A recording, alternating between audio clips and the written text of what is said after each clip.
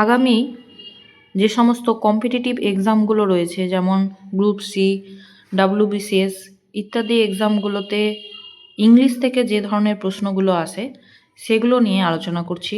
প্রথমেই টপিক হচ্ছে সিনোনিম এবং অ্যান্টোনিম। আশা করি সকলেই জানো সিনোনিম মানে সমার্থক শব্দ, অ্যান্টোনিম মানে বিপরীতার্থক শব্দ। তবু বিগিনার্সদের উদ্দেশ্যে আমি একবার যাতে গুলিয়ে না ফেলে তাই তাদের স্বার্থে বলে দিলাম। সিনোনিমে কী কী শব্দ রেখেছি দেখে নেওয়া যাক।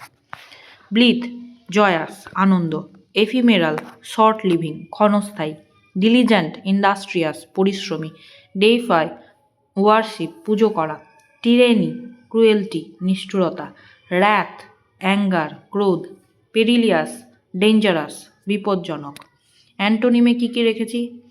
অটোনমি স্বশাসন, এর বিপরীতার্থক শব্দ হচ্ছে ডিপেন্ডেন্স বা নির্ভরতা, ওপেক অস্বচ্ছ, ক্লিয়ার স্বচ্ছ, শ্যালো অগভীর, ডিপ গভীর, ভার্চু গুণ, ভাইস কলঙ্ক, আরবান শহুরে, রুরাল গ্রাম্য, অ্যামিকাবল বন্ধুত্বপূর্ণ, হোস্টাইল শত্রুতাপূর্ণ, ডার্থ অভাব, অ্যাবান্ডেন্স প্রাচুর্য।